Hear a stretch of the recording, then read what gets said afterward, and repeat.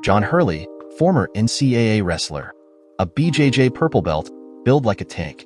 When he was a 7-year-old kid, he beat up a 12-year-old boy who was trying to bully him. No one knew how he was able to do it, but after a lot of visits to various therapists and psychiatrists, his parents found out that there is an imbalance of certain hormones in his body, and that causes him to get hysterical strength. His body produces a ton of adrenaline, making him sort of superhuman for a short period. He was given medication for situations where he would begin to lose control. They all agreed to the fact that his energy has to be diverted to physical training, and he should not be subjected to any sort of fight or flight situation. His parents did the same. Soon John was training with the school wrestling team, and his parents also got him into BJJ. His mother also tried a lot of meditation exercises just to make sure John is calm. It all seemed to work, and somehow John was a calm man. But everyone who knew him well called him the Hulk. His coaches used to pump him up before any match. They knew once the Hulk came out, there was no stopping him from victory. But they also knew that most of the times John was in total control. However, they never knew what would happen if he ever exploded. John's college life went smooth, and he found a nice job, and things seemed to take a turn for good when he married Donna. John Hurley was on his way home from Seattle after wrapping up a successful negotiation that would significantly improve cash flow for the software company he worked for. On top of that, he had the opportunity to see his younger sister, Lisa, who had come up from Tacoma, where she attended the University of Washington. They had a good dinner at the Hilton Garden Inn and spent a couple hours catching up. It had been a few years since he had seen her, and he enjoyed the time they spent together. Now, he was looking forward to seeing Donna, his wife of nearly 5 years. He hated being away from her, but unfortunately, that was just the nature of his job. What he was really looking forward to was their 5-year wedding anniversary, which was on Friday, the day after tomorrow. Unknown to her, he had already made a reservation at a local resort hotel for the weekend, and had ordered a blue sapphire sunburst necklace he intended to give her at the hotel. His plan was to pick it up from the jewelry shop the next afternoon. Right now, though, he wondered where she could be. He called her cell phone before he boarded the flight, but it went straight to voicemail.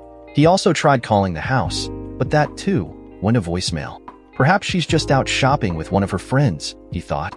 He thought about Donna and how much he missed her. Standing at just under 5.5 feet, she had long wavy dark hair, hazel eyes, and a dark complexion that looked like a permanent suntan. The only complaint he had was her insane jealousy. She was normally one of the sweetest women he had ever known, but he hated it when she made her false accusations. He loved her too much to ever cheat on her, and went out of his way to make sure she realized that. Still, it had gotten so bad that he couldn't even have a business meeting with a female colleague without Donna thinking they were having an affair. He thought he had finally nipped it in the bud when he challenged her to hire a private investigator and have him watched. Maybe, he thought, once she had proof of his fidelity, she would back off and realize her fears were unfounded. He was getting more than a little fed up with her jealousy and false accusations. It's not that he didn't have secrets from her. He did, and her constant harping on his so-called infidelity threatened to bring one of those secrets to light in a very ugly way. He felt his heart rate increase as he thought about her constant harping on the subject. He took a few deep breaths as he had been taught, but to no avail. He felt his face start to burn and knew he had to get himself under control, quickly. He reached into his pocket and pulled out a small packet of pills. He took one and began to relax after a few minutes, his heartbeat returning to normal. The man sitting next to him eyed him with concern. "Are you okay, sir?" the man asked. "Do you want me to call for someone?" John shook his head. "No, but thanks for asking. It's just an old heart condition. I've got medication for it." The man nodded his head and sat back, but kept an eye on John, just in case. Finally, the plane landed. John grabbed his luggage and went to his car, sitting in the short-term parking lot. He tried calling Donna again, but got her voicemail. He got the same response when he called the house. Where the hell was she? He asked himself. He started the car and drove home.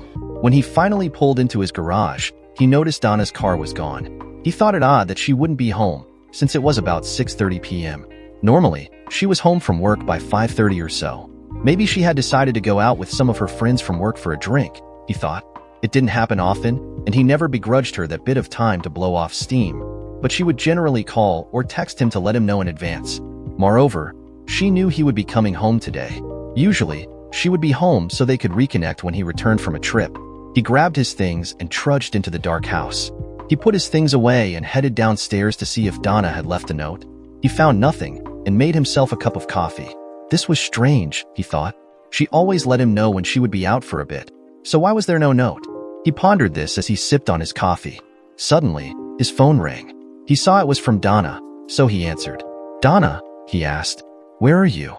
"I'm sorry, John. I was getting ready for tonight, and I didn't realize you had called until just a few minutes ago." "What were you getting ready for?" John asked. "It's a little surprise, some friends, and I wanted to surprise you when you got home tonight. Why don't you come on over so we can celebrate?" "Sure. Where are you?" She gave him an address, and he wrote it down. "What is this, anyway? Is it a club or a restaurant or something?" "An old friend of mine has a private club at his house, and we decided to put something together for you. Kinda like a combination welcome home and anniversary party." "That sounds like fun," John said. Donna laughed at that. "Yes, I promise it'll be a lot of fun. Wear something casual, okay?" "Okay, I'll see you soon." "See ya, babe," she said before ending the call. Strange, he thought. She didn't tell him she loved him. But yet, this was supposed to be a surprise anniversary party of some sort. Still, there was something about the way she spoke that made him wonder what was going on. He went upstairs, showered, shaved and dressed in blue jeans and a polo shirt. He looked the address up on Google Maps and saw that it was in a fairly rough area of town. Who did she know that lived out there? He wondered. He knew most of the people in the insurance office where she worked and didn't think any of them lived out there. So, who was this friend? He knew she once ran with a group of fairly rough types when she was younger, but thought she had outgrown them. He locked up, got in his car, and punched the address in his Google map.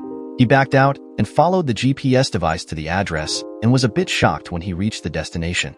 A medium-sized house sat in the middle of a lot that was surrounded by a chain-link fence. He noticed the pickups and motorcycles parked around the place and started to get a bit concerned, since he didn't recognize any of the vehicles. He pulled in, parked, and went to the front door. A large man wearing a t-shirt and jeans opened when he knocked on the door. John noticed the beer in his hand and heard rap music coming from inside. "Yeah?" the man asked. "I'm John Hurley, and my wife, Donna, asked me to meet her here. I hope I have the right address." The man smiled, but John wasn't convinced it was out of genuine friendship. The man reached up and shook John's hand. "You must be Donna's old man. You can call me Jabari. We've been expecting you. Come on in." John walked in and looked around to see several other large men in the front room. "Hey everyone, the man of the hour is finally here," Jabari said. The other men nodded and smiled at John. They may have been smiling, but John didn't feel any real friendship here. "Where's Donna?" John asked. "Oh, she's downstairs getting ready for the main event," Jabari said, causing the others to chuckle. "Want a beer?" Yeah, sure," John said. One of the others handed John a bottle of cold beer. "Thanks," John said as he opened it and took a tentative sip. "So, what is this main event?" he asked Jabari.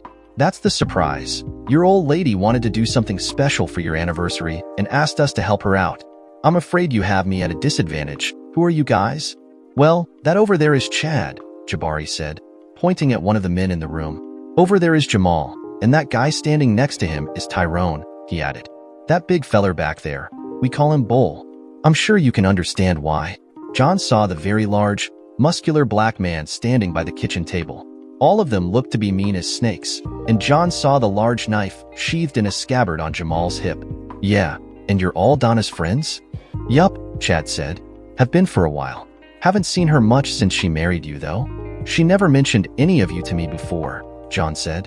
"I'm not surprised. Most people try to avoid us as much as they can."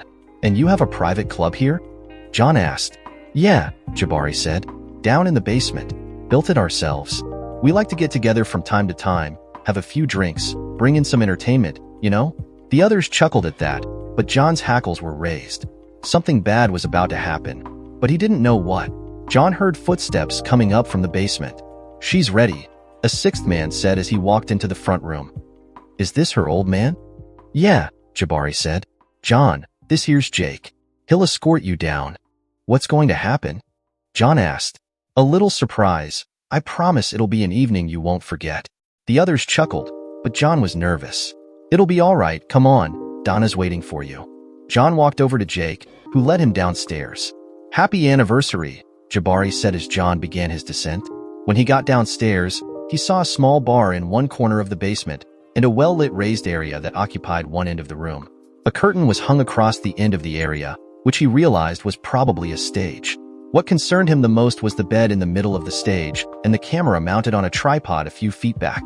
There were several neon beer signs hanging on the walls, and the room was fairly dark, like a bar or a club. A pool table was placed at the opposite end of the basement, and John saw a few tables in the room. A jukebox occupied one area of the wall, and John realized that was the source of the music. Two other men stood in the room and watched John as he entered. Jake led him to a chair that sat in front of the stage. The chair sat next to a table but faced the stage.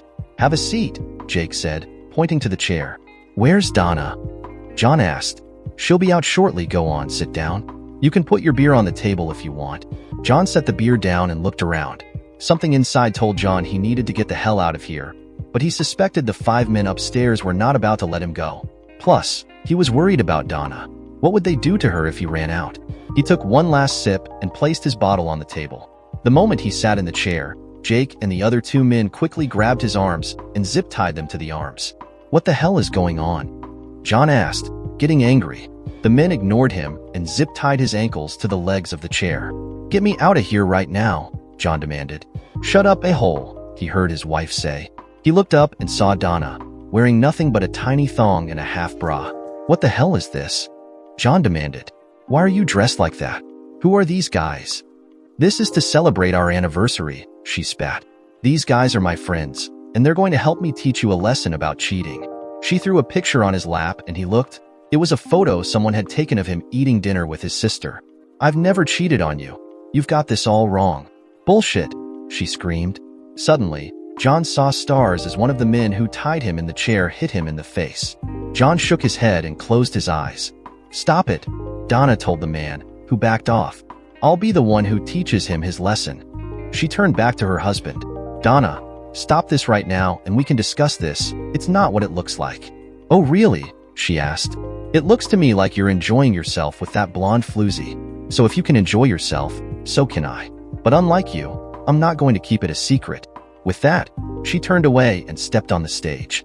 "Okay, boys, it's showtime."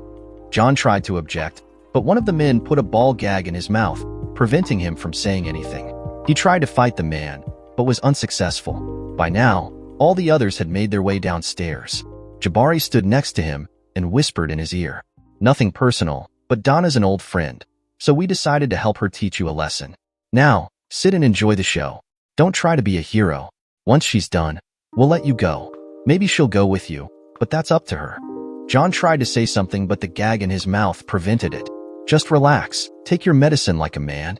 He stood back up and nodded at Chad, who stood by the jukebox. Chad pressed a button, and a song began playing. As the music began, Donna started dancing, twirling around like a stripper.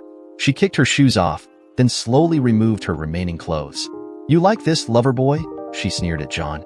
"Did your little blonde do this for you? Huh." She danced a bit more, and then Donna laughed as she tossed the tiny thong at John. "I really hope you like this, lover boy, because you're never going to touch me ever again. Come here, boys, and show little Johnny how a real man treats a woman." She laughed as all the men, except for Jamal, all surrounded her. As John watched, they stripped off their clothes and Donna knelt down. John shook his head and tried screaming, "No," through the gag. He noticed that Jamal stood by John's chair, his arms across his chest. He was obviously there to keep John under control.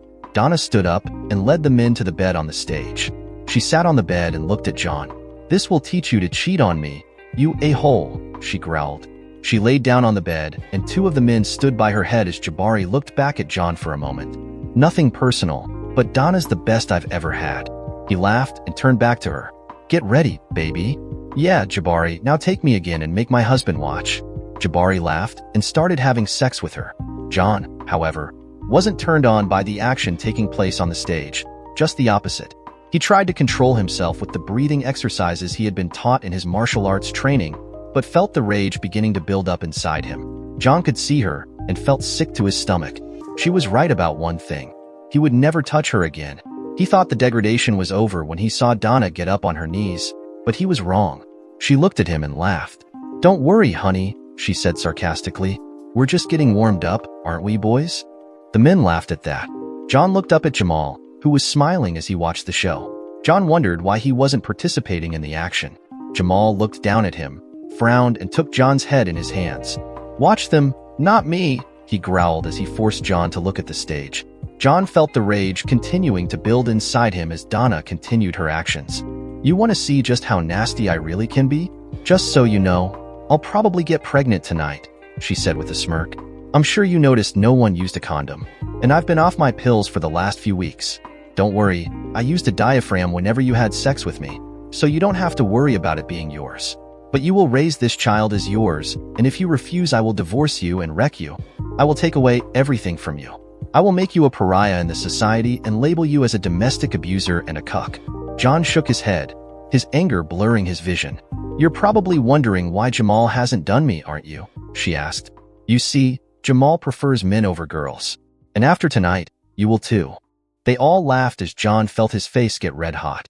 He turned and looked at Jamal and noticed he had unzipped his jeans. I promise you'll love it. Then it happened. John exploded and he lost control. The next thing he knew, he was standing in the middle of a pile of moaning bodies on the floor. Jamal was screaming in pain, his left hand pinned to the table by a knife buried to the hilt. He felt the pain in his arms and legs and saw blood dripping from where the zip ties had secured him to the chair. Looking up, he saw Donna, wide-eyed and trembling. Please don't hurt me, she begged. Oh, now you are scared of me. Don't worry, I'm not going to hurt you. But I promise, you will feel my wrath and I will make sure I multiply the pain I suffered tonight and return it to you. Keeping his eye on her, John pulled his phone out of his pants pocket and dialed 911. When he finished, he put his phone away and looked at her. You stupid woman, he growled. John, I've got you dead to rights. You cheated on me with that blonde. I was just getting even with you. So, you got a PI to follow me in Seattle, is that right? He asked. Yes, and I got that photo. Did you bother to read the report that came with it? John asked. She shook her head. No, she said nervously. All I did was look at the photo. That was my sister, you ignorant woman. John yelled. The last time we saw her was at our wedding.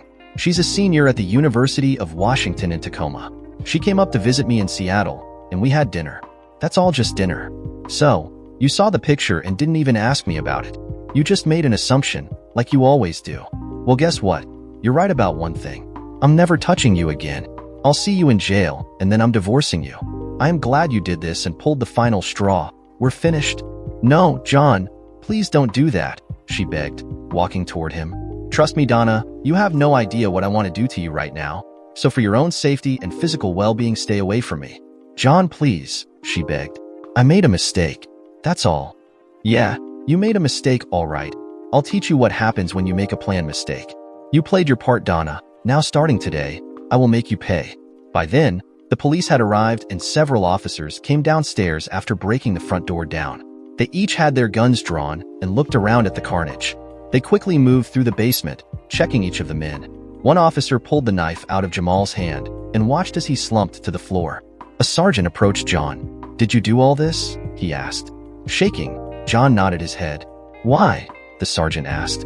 Look at the video and you'll know why, John said, pointing at the camera. Check out that video, the sergeant told one of the officers. The officer looked at the video briefly and motioned for the sergeant. After quickly scanning the video, the sergeant came back to John. Okay, it looks like self-defense on your part, but I'll need a full statement and you need to get checked out. By then, ambulances arrived and paramedics began taking the men upstairs on gurneys. A plainclothes detective arrived and was looking around the room, talking to the officers. After looking through the video, he came over to the sergeant and John. I'm Detective Jones. You must be Mr. Hurley. Yes, that's me. I've briefly looked at the video. I agree with Sergeant Smith here. It appears you acted out of self-defense. Tell me what happened. John recalled the events of the last few hours. The detective took notes as John spoke. How did you manage to break out of that chair? Jones asked. And how were you able to take all these men down? They all appear to be much bigger than you. I have a medical condition. I've had it since I was a kid. There's a name for it, but I can't pronounce it. The bottom line is that under certain conditions, my adrenaline levels go through the roof and I basically lose it, for lack of a better term. I have a prescription that helps me keep it under control, and my martial arts training also helps me keep my cool. This is only the second time in my life something like this has ever happened. Do you have that medication with you? Jones asked. John nodded his head. I keep it with me at all times. I only take it when it's needed, which fortunately isn't very often. Jones asked one of the other officers to bring a bottle of water, which he did. Maybe you should take one now, Jones said, handing John the water. John pulled the small packet out of his pocket and swallowed a pill with the water Jones had given him. A few seconds later, John felt much better. Are you okay now? Jones asked. Yes, thanks. Do you remember what you did here? Jones asked.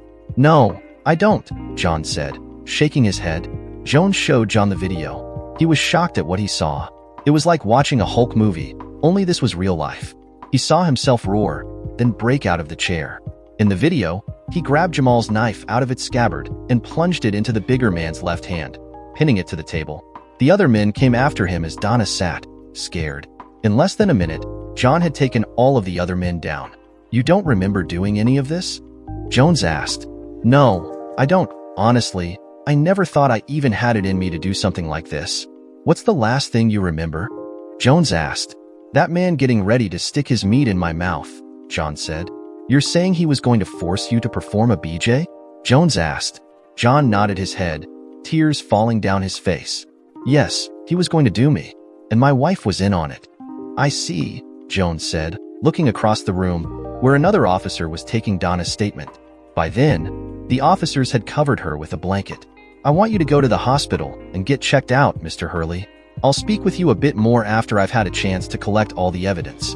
I take it you'll be wanting to press charges. Absolutely, John said. What about your wife? Jones asked. Do you want to press charges on her as well? Especially against her. She's the instigator of all this. Very well, Jones said. He took John's contact information as a paramedic checked out his wrists and ankles. I'll be in touch, Mr. Hurley. I'd appreciate it if you didn't leave town. I'm not going anywhere, John said. Detective Jones nodded his head and gave instructions to the officers and went to see Donna, who was still being questioned by an officer. A couple minutes later, John heard her wail as she was cuffed and led out of the room. Please, John, she cried. Don't let them take me away. Please tell them it was all a big misunderstanding. John shook his head and looked the other way. After everyone was finished with the questioning, John drove to the hospital to get checked out. A few hours later, he drove home, his cuts dressed, cleaned, and bandaged. On the way, he realized he hadn't eaten since he left Seattle and went through a drive-thru for a burger. Once home, he ate, then called his boss, Jim Rollins, to explain the situation. Damn, John. I'm sorry to hear that. Look, why don't you bring the signed contract and then take the next week off? You've got plenty of vacation time coming. Thanks, Jim. I appreciate that, John said. After he calmed down, John showered and went to bed. The next day, he went to the jewelry shop and canceled the order for Donna's necklace. He ended up paying a small restocking fee, but got most of his money back. He also canceled the hotel reservation and had the charges reversed. He then called around and set an appointment to see Jenny Hawkins, attorney at law, about a divorce on Friday. He just finished eating lunch when his phone rang. He looked and saw it was Donna's parents. He took a deep breath and answered. Hello. John, what the hell is going on? Asked Marcia, his mother-in-law. Donna called from the county jail. She said she's been arrested and they're holding her without bail. Did you do something? John couldn't believe the nerve of this woman. He counted to 10 and took a few deep breaths before answering. Did she tell you why she was arrested? John asked. She said it was all some kind of misunderstanding on your part, Marcia said. On my part? Really? You mean she didn't tell you that she plotted to have me tied up? Forced me to watch her have sex with multiple men? Then was going to have me sexually assaulted by one of her male friends? Didn't she tell you about that? What? Why would she do such a thing? Because she saw a picture of me having dinner with my little sister and thought I was having an affair. The woman is nuts. And tomorrow, I'm seeing an attorney and I'm filing for divorce. You can't be serious. Look, I know you're probably upset, but surely you can understand how she would feel. What would you do if you saw a picture of her eating lunch with a man? I would ask her about it. I wouldn't fly off the handle the way she did. Look, Marcia, you have no idea what your daughter did. And there's no way in hell I can overlook it. I've been dealing with her insane jealousy since we got married. I'm tired of it. It ends now. As far as the divorce is concerned, let me ask you, Marcia, if we reverse the roles and I tie her up and force her to watch me have sex with other women and then have her assaulted by one of them, would you still ask your daughter to remain married to me? Marcia had no answer to that. Don't be a hypocrite, Marcia. You know very well that what I am doing to your daughter is absolutely right. With that, he ended the call. When she called back, he sent the call straight to voicemail. Curious, he went into the second bedroom, where he and Donna had their home computers set up. He sat down at her computer and fired it up. He already knew her passwords, so he got into her desktop easily. He opened her email client and was shocked at what he saw. He found an email from something called Jenkins Investigations and opened it up. Attached to the email was a document and a photo. The photo was of him and his sister eating dinner, the same one she threw in his face earlier. The report stated that target John Hurley, meaning him, had eaten dinner with what appeared to be a much younger woman. The report went on to say that after dinner, the woman left the hotel and Hurley went to his room. There was more. The report clearly stated that the woman was Lisa Hurley, a senior attending the University of Washington at Tacoma, and according to public records, was John's youngest sister. At no time was Hurley with a woman for the purposes of illicit sex, and at no time during our observation did Hurley ever engage in any inappropriate behavior with anyone, male or female, the report concluded. If Donna had bothered to read the report, she would have known he was innocent of cheating on her. But as usual, she simply saw the photo and came to her own false conclusion. He printed that out and kept digging. He saw emails from her to Jamal, in which she falsely claimed that her husband was cheating on her and she wanted revenge. He saw several emails from Jamal telling her about a website and how she can get her revenge. As he read, he felt his blood pressure begin to rise. What happened to him last night was carefully scripted, and he realized she intentionally planned to have him assaulted, videotaped, and his video published on a website. He printed off the emails and kept digging. He checked her browser history and found that she had visited several sites similar to the one she was in contact with. Looking at the site that Jamal recommended, he saw several sample videos where other men, presumably husbands, had been tied down and forced to watch as their wives had sex with several men, all the while putting them down. The final humiliation was making the husbands engage with Jamal. He instantly recognized the men in the videos: Jabari, Chad, Tyrone, Jake, Jamal, Bull, and the other two men whose names he never heard mentioned. So, they were already working for such a website. What shocked him even more was that the videos on the site were available to anyone who paid a premium fee. John wasn't stupid. He had seen online spicy videos before and knew there had to be a release form filled out giving site owners permission to publish the videos. He was never given that opportunity and wondered if the other men had signed such a form. He picked up his phone and called Detective Jones. "Jones," the detective said when he answered. "Detective, this is John Hurley. I have some information here you may find interesting," John said. "Can you come to my house?" "Sure, let me finish what I'm doing and I'll be right over." "Thanks," John said, before ending the call. As he waited for Jones, he performed a search to see if he could tell who owned the site. The registration was done in a way to keep the owner's name private, but he knew that a law enforcement agency could subpoena the record. He also knew which company hosted the site. He printed that out for Jones. About a half hour later, Jones rang the doorbell. "Thanks for coming, Detective," John said, opening the door. "You have something for me?" Jones asked. "Yes, in my computer room," John said. Jones followed him upstairs and looked over the printouts John gave him. "That corroborates what we found at the house. From what we saw, they've done this to a number of men." "What about release forms?" John asked. "We found release forms signed by the wives. Even your wife signed a release form. We're still going through everything, though." "So she knew this was going on the internet?" John asked. "Looks that way," Jones said. "But what about the husbands?" John asked. "I don't recall seeing anything like that, but like I said, we're still going through all the evidence. Look, I'm going to have to confiscate your wife's computer for evidence." "Go ahead. I'd like to keep these printouts for my attorney, though. The files are still there in her email." Jones nodded his head after giving it a bit of thought. "Sure, but don't destroy them." After Jones left with Donna's computer, John sat at his machine and had a brainstorm. He began searching some of the video sites and found several fairly lengthy videos produced by the site. He scanned through them and saw that in each one, the husband was treated much as he was while the wife took on all of the other men, except for Jamal. Each video ended with Jamal engaging in sex with the husbands. He looked back through the email thread he printed from Donna's computer and read it carefully. There it was, in black and white. "Just so you know," Jabari wrote, "we usually end the session with some sex involving the husband. Are you okay with that?" "Oh, definitely," Donna wrote back. "How far does it go?" "As far as you want, so long as your husband agrees to it," Jabari said. "I'd like to see him get screwed," Donna wrote. "Can you do that?" "Sure," Jabari wrote back. "But he has to agree." "Don't worry about that. I'll make him agree." John felt his blood pressure begin to rise and stepped back from the computer, taking deep breaths. Unfortunately, that wasn't working, so he took another pill and went downstairs. He couldn't stand to be exposed to any more of this. The next day, he went to see Jenny about a divorce. He made a copy of Donna's emails and took them with him. One copy would be for Jenny and the other he would present to Donna's parents. He arrived at the office a few minutes early and was escorted right in. After the introductions, he explained his situation to Jenny and showed her the email thread between Donna and Jabari. Jenny listened without interruption, making notes as he spoke. She read the email thread and shook her head. "You know, I thought I had seen it all, fortunately for you. This state allows for divorce on the grounds of adultery, cruelty, and abuse. I think this covers about all three of those situations. You say she was arrested and is being held without bail?" "Yes," John said. Jenny turned to her computer and nodded her head a few moments later.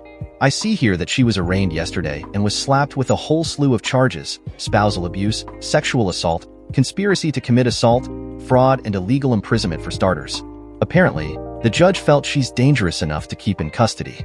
It also looks like her accomplices are also being held on multiple charges, very much like hers. And you say these men operate a website that posts this trash to the internet for money?" "Yes. I've found a few of their videos and they're all pretty much the same thing. Did they explain this to you before they tied you down?" Jenny asked. "No," John said. "Did they have you sign a release form?" she asked. Again, no. They made it sound like it was some kind of an anniversary party or surprise. They never said anything about the sex or selling videos on the internet. "Well, I think we not only have a solid case against your wife, but we have a case against the men who did this to you as well as the hosting provider," she said. As John watched, Jenny did a few more things on her computer before saying anything further. "Do you know if they offered your wife any royalties for this video?" she asked. "No, I haven't seen anything like that," John said. "It looks like that website gets a lot of traffic. I'll bet they make a ton of money off this filth. Okay, here's what I'd like to do. I'll write up the divorce papers asking for 90% of everything. On top of that, we'll ask for the house and everything we can get our hands on. The judge may not go along with that, and it's possible we'll have to negotiate our way down. That's just a starting point. We'll use this email thread and the fact that she's being held without bail as leverage. If they do release her, I'll get a restraining order against her and her accomplices, but I don't think you have much to worry about there. You say Detective Jones has the video they made as evidence and it never got to the internet?" she asked. "He has the video. As far as I know, it never got to the internet. But it would have gotten to the web," she said. "Oh yes," he told her. She nodded her head. "Okay," she said, taking notes. "I'll get with him about that video. We'll have her served, and if you want, I'll file a civil claim against the website owners and the hosting provider." "Yes, that would be good," John said. She looked at him before continuing. "Do yourself a favor. Don't visit your wife. Stay as far away from her as possible. Don't even think about what she did. Let me and the authorities deal with it. From what you told me, you'd be better off not even thinking about her. If you want, I can set you up with a therapist to help you deal with this. Would that be all right?" John nodded his head. "Yeah, I've tried everything I know, but it just doesn't seem to be enough. Normally, the breathing and the medication keeps me under control, but I've never had to deal with anything like this." "I understand," Jenny said. She handed him a card. "I'll give her a call right now if you want." "Please," John said. She picked up her phone, called, and made an appointment for him. When she finished, she smiled and looked at John. "Dr. Sykes said she can see you this afternoon at 4 p.m. Will that work for you?" John looked at his watch, then nodded his head. "That'll work, thanks," John said. "Good. Here's some things you need to take care of right away," she added, handing him a sheet of paper with a list of things he needed to get done. Most of it involved the bank, so he decided to take care of that after his appointment with Jenny. "I'll take care of this right away," he said. "Terrific. Listen, I know this has been rough on you, so I want you to rest, relax, and let us take care of things, you understand?" "I do," he said. "Good. Don't worry, John. This will all work out and you can move ahead with your life." He thanked her and left after leaving a healthy retainer. From there, he went to the bank, paid and closed out their joint credit cards, and withdrew everything but 10%, then opened a new account in his name only and applied for a new credit card. From there, he stopped at Donna's parents' house and explained to them what happened, showing them the email chain between Donna and Jabari. They were shocked when he told them what he knew. "This is sick. I can't believe she'd actually do something like this. Are you sure you didn't cheat on her?" "Marcia, I love Donna with all my heart, and I never even thought about cheating on her. She saw a picture of me having dinner with my baby sister and thought we were having an affair. She didn't even bother to read the report. If she had, this probably wouldn't have happened." She shook her head. "I don't know what to tell you, John," she said. "I'm truly sorry this happened to you. I am sorry I married her. Just do me a favor and stay in touch, okay? We've always thought of you as the son we never had." "I'll do that, Marcia. By the way, her car is still at that guy's place. I'll give you her keys if you want to go pick it up." I'll bring her stuff by later today, or this weekend sometime. Okay, thanks. He handed her the keys and gave her the address. By then, he had just enough time to get to his appointment with Dr. Sykes. Dr. Sykes, Rhonda to her friends and patients, listened to John's story and said nothing until he was finished. I've heard about your condition, but I've never met anyone who was actually diagnosed with it. And you say you've been using martial arts training to help keep it under control? Yes, breathing exercises, mostly. That, along with medication to help my blood pressure. It usually works pretty quick, and until recently I've hardly had to use it at all. Are you still taking martial arts training? She asked. Yes, John said. Maybe we should take a look at some exercises and meditation. Would you be open to that? I would. Good. We've got a lot of work to do, John, but I think we can help you through this without any more medication. I would prefer that. He left and went back home, where he bagged up Donna's things, including all their wedding photos and her wedding dress. He looked around and boxed up some trinkets she had collected over the years. They meant nothing to him now, and he wanted nothing in the house that would remind him of her. That weekend, he changed the locks on the house, took Donna's things to her parents, and did his usual weekend yard work. On Sunday, he found an app that said it would help calm him, so he downloaded it to his phone and listened to the sound of rain as he went through a regimen of breathing exercises. After a half hour of that, he felt like his old self and decided to go into work the next day. Things were quiet for John over the next few weeks. He went to work, went home, watched television, relaxed, and went to bed. The place seemed much quieter without Donna, and he enjoyed being able to do what he wanted without her constant accusations.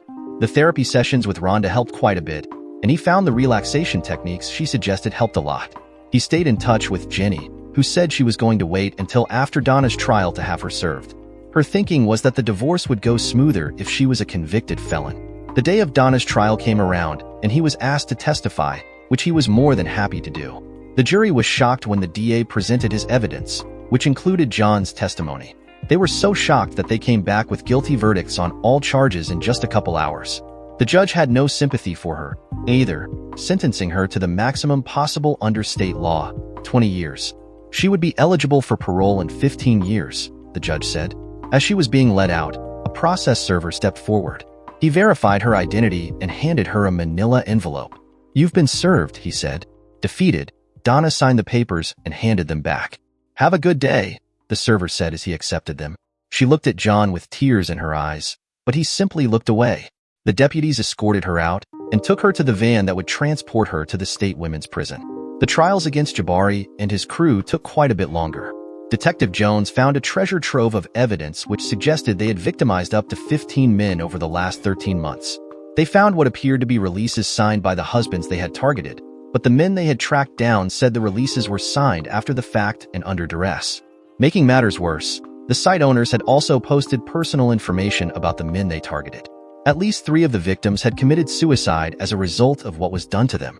By the time it was all said and done, all of the men involved were sentenced to 25 years hard labor. The site was torn down and all of the victims, or at least all of the men Jenny's team of attorneys could locate, received a huge sum of money, which bankrupted Jabari and his associates. The hosting providers settled with the men, which added to the pot. John nearly broke down crying when Jenny presented him with a $2 million check. While he appreciated the restitution, the money did very little to soothe his broken heart. You're a good man, John Hurley, she told him. There's lots of good women out there who would love to be with you. You'll find her. Thanks, Jenny, maybe one day. John continued seeing his therapist, who helped him deal with his issues. Over the next 2 years, he buried himself in his work and dated periodically, but it has only been in the last couple months that he dated the same woman more than once. He's got a lot of issues to deal with, his therapist wrote as she transcribed her notes. But on the upside, he hasn't had any more episodes and seems to be moving forward. I think he'll do just fine in the long run. At least, I hope so, Rhonda thought. A few days later, John met a man at a local bar. The discussion took not more than 10 minutes. John walked out to his car and waited. The man walked near him and picked up the small briefcase that John had already placed on the ground. Both men looked at each other and walked away with a nod. 5 days later, John learned from Jenny that Donna had gotten pregnant from her actions on that fateful night, but had suffered a miscarriage when 3 large women attacked her in the bath. She was bleeding heavily and was in hospital. Jenny also said that Donna would never be able to conceive ever again. Likes of her should never breed, John thought to himself. 7 days later, Jabari and Chad were killed when a huge riot broke out in the prison during lunch hours. 2 days later, Tyrone was found hanging in his cell. 3 days later, Jake was trying to climb the prison wall with 2 other inmates when he was shot and killed by the prison guards. The other 2 prisoners somehow were unharmed, and as per the guards, they were very compliant and never tried to climb the wall. Bull and 2 others died under mysterious circumstances. As per the autopsy, they were poisoned. Jamal was the luckiest of them all. At least that is what he thought when he was able to escape the prison with 2 other inmates and cross the American border to Mexico. What he did not know is that he never escaped. His partners in crime took him straight to Baja. He was eating at a local diner where he met a beautiful woman. They danced together, and she offered to take him to her home. Jamal was grinning ear to ear when she took him to her bedroom. It was dark, and suddenly he was hit behind the head, and everything really went dark. A few moments later, Jamal opened his eyes and found himself tied to a chair. A man walked to him and held a phone in front of him. "Hello, Jamal. Hope you remember me. I guess. My friend has treated you well. I have asked my friend to be gentle with you and stretch the night as far as possible. Just like you told me once. I promise, you'll love it." Jamal tried to scream, but his mouth was gagged. A few moments later, Jamal heard the roaring sound of a chainsaw. A man dressed in a yellow raincoat and a gas mask on his face stood before him. The man took the chainsaw and walked closer and asked, "Do you like stew?" Dear listeners, please share your thoughts in the comments section below, and don't forget to like, share, and subscribe.